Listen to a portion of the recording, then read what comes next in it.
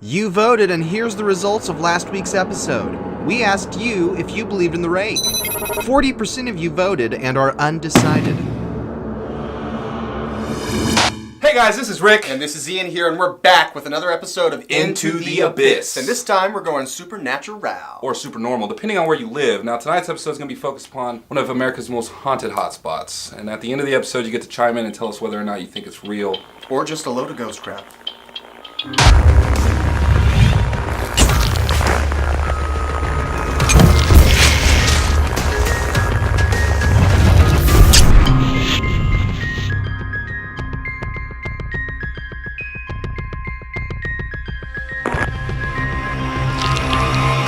The Crescent Hotel in Eureka Springs, Arkansas was built in 1886 as a resort for the wealthy, but fell into despair years later because of its unmanageable state.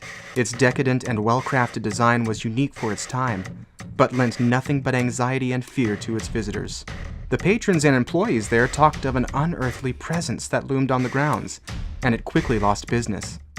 In 1908, it became a college, the owners hoping to have its tarnished name seen in a different light. But even after it changed, the college lasted for only a few decades because of the weird feeling inhabitants experienced while staying. In 1937, the estate was turned into a hospital, boasting cures for mental illness and cancers. And that's when things got weird.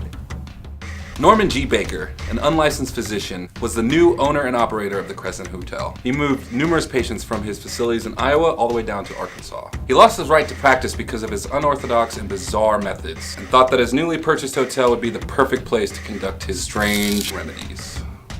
Not all of what Norman Baker did to his patients in the Crescent Hotel is known, but it is rumored that many of the recipients of his unusual tests were tortured and killed in the name of science. Norman, overseeing the treatments of his innocent patients, would send men and women into the hotel's cellar, locking them in a dark, cemented room with no food or water for days, playing music outside and having the nurses scratch on the outside walls, taunting them while they starved. This odd history on top of the unusual spine-tingling feeling that visitors get while at the hotel is why this location is so renowned. Now the plot is once again a fully functioning hotel, and is known as one of the most haunted locations in America. Travelers visiting the spooky resort say they see spirits wandering through the halls, screaming and warning others not to stay. Several guests have logged accounts of their stay, claiming that they've seen glimpses into their future, or apparitions. In one account, a guest staying at the hotel said he and his wife were on a honeymoon.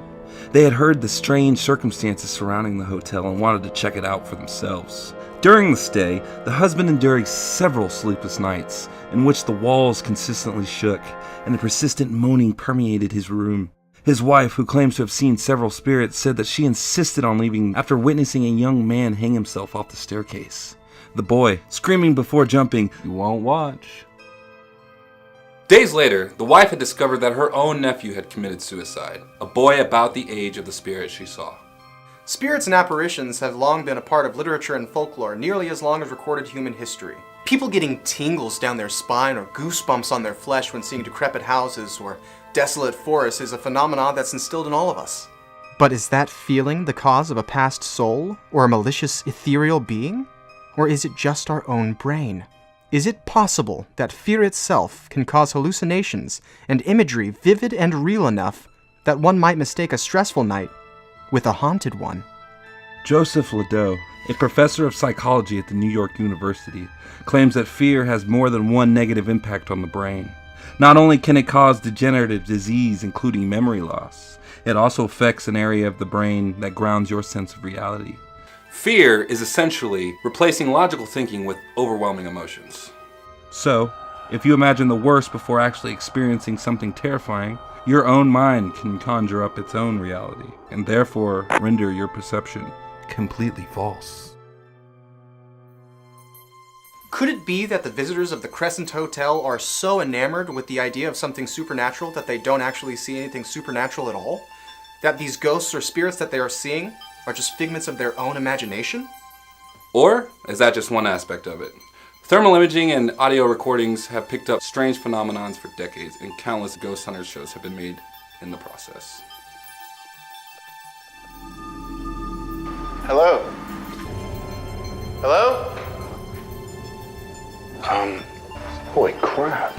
Are you kidding me? Did you get something on the thermal? I think we caught something.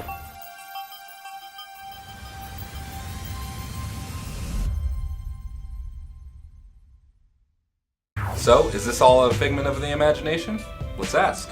I'm gonna have to say that based on what I've seen, the evidence it's pretty strong, but then again, I think a lot of people, their eyes are tricked. They want attention, or they have this preconceived idea, and these scary places get their imagination going. So I think it's fake. I'm gonna have to go with real on this one, just because, like I said earlier, the auto recordings and thermal imaging is kind of hard to bypass, and just for the basic, we can't explain what's going on here. So I'm gonna stay with real.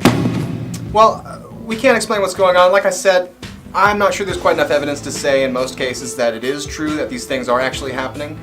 But then again, I will give it to you. I will say, some things I think can will themselves into existence. Some things are powerful enough if believed in enough. That's fair. And you know what? It's not actually up to us. It's up to No. you.